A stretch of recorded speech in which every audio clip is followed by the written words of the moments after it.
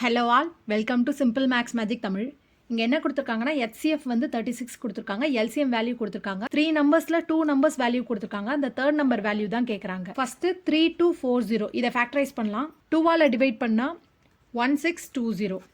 Again இதை 2ஆல் cancel பண்ணால் 810, 2 405, 581, 327, 3933.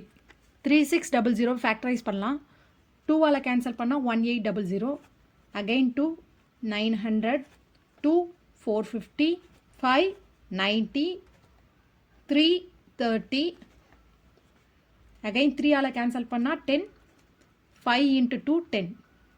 Next HCF வந்து 36 கொடுத்துருக்காங்க, இதையும் ஃபேக்டரைஸ் பண்ணலாம்.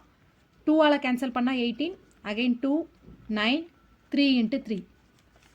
ஸோ 3240 வந்து 2 cube into 3 power 4 into 5 power 1. 3600 2 power 4 into 3 square into 5 square. HCF வந்து 36 2 square into 3 square.